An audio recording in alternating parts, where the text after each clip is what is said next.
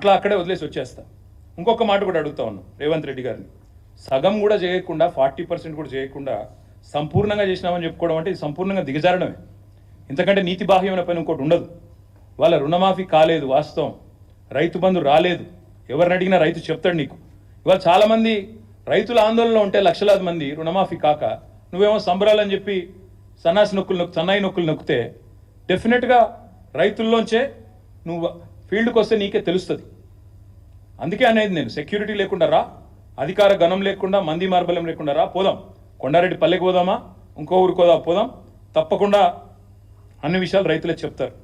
నేను మీ అందరినీ కోరేది, ఈ రుణమాఫీని ఏకకాలంలో చేస్తామని చెప్పి మోసం చేయడమే కాకుండా 8 నెలల పాటు సాగదీసి ఇప్పుడైనా మళ్ళీ ఏదో చేసినట్టు బిల్డప్ ఇస్తున్నారు. ఇది పచ్చి మోసం, పచ్చిదగా. ముఖ్యమంత్రి మీద చీటింగ్ కేసు పెట్టాలి. నిజానికి రైతులను మోసం చేసినందుకు చీటింగ్ కేసు పెట్టాలి.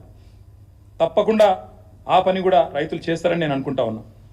ఇంకొక మాట కూడా నేను చెప్తా ఉన్నా, ముఖ్యమంత్రి గారు నిన్న చూస్తూ ఉంటే, ఆయన మాటలు చూస్తూ ఉంటే నిజంగా ఆ ఫ్రస్ట్రేషన్ ఏందో కానీ, ఆయన మాట్లాడే మాటలు, ఒకటేమో బాక్రానంగల్ ఇక్కడ ఉందంటాడు, ఇంకోటేమో గూగుల్ విప్రో CEO సత్యానాదెల్లా అంటాడు, తర్వాత ఇంకా చాలా ఉన్నాయి ఆయన మాటలు వింటూ ఉంటే. నాకైతే ఆయన మానసిక సంతులనం మీద అనుమానం ఉంది. ఆయన కుటుంబ సభ్యులకు కూడా నేను విజ్ఞప్తి చేస్తూ ఉన్నా, ఆలోచించుకోండి. ఏదో అయినట్టుంది పాపం, దయచేసి చూపెట్టండి. ఎందుకంటే రాష్ట్ర భవిష్యత్తుకు ప్రమాదం. పిచ్చోడి చేతిలో రాయిలాగా రాష్ట్రం మారితే రాష్ట్రానికి ప్రమాదం. ఆయన మరి అసహనము, ఫ్రస్ట్రేషన్ బాగా పెరుగుతోంది. ఎందుకంటే ఆయన విషయాలన్నీ బయటపడుతున్నాయి ఒక్కొక్కటిగా. బావమరిదికి అమృత్ కాంట్రాక్ట్ ఇచ్చిన విషయం బయటపడ్డది, తమ్ముడితో MOU చేసుకున్న విషయం అమెరికాలో బయటపడ్డది. ఇంకా ఒక్కొక్కటిగా చాలా బయటకు వస్తున్నాయి. కాబట్టి తిట్లు, బూతులు, అవాకులు, చెవాకులు, ఫ్రస్ట్రేషన్లో బీపీ పెంచుకున్న అరచడాలు ఇవన్నీ జరుగుతూ ఉన్నాయి. నేను రేవంత్ రెడ్డి గారిని అడిగేది ఒకటి, బంద్ చేయి, మాటలు బంద్ చేయి. ఇలాగులో తొండలు ఇడిచి పెడతా, చెట్టుకు గట్టేస్తా, సంపేస్తా, నరికేస్తా, ఏట్లో దుంకు, ఇవన్నీ బంద్, గోళీలు ఆడతా, గుడ్లతో గోళీలు ఆడతా. నువ్వాడు కాదు, నువ్వు ఇలా ఊర్లలో పోతే సెక్యూరిటీ లేకుండా రైతులే ఫుట్బాల్ ఆడతారు. నేను పక్కా దమ్ముంటే రా, నీ కొడంగల్ కాన్స్టిట్యున్సీలోనే సెక్యూరిటీ లేకుండా, అధికార గణం లేకుండా, రక్షణ కవచాలు లేకుండా మీడియాను తీసుకొని రా. నిజంగా రుణమాఫీ అయిందా లేదా రైతులను అడుగు, వాళ్ళే చెప్తారు.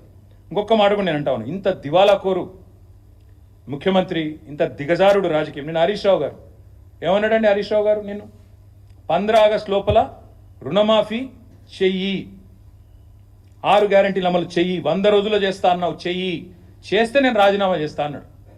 ఇలా 2-3 చిల్లరగాలు పోస్టర్లు పెట్టింది హరీష్ రావు గారి మీద. అయిపోయింది రుణమాఫీ, నువ్వు అర్జెంటుగా రాజీనామా చెయ్యి. ఎక్కడైంది రుణమాఫీ?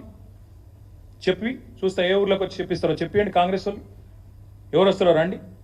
ఇంకా మళ్ళీ చర్చకు రాజీనామా చేయి, ఇంకా ఇష్టం వచ్చిన మాటలు.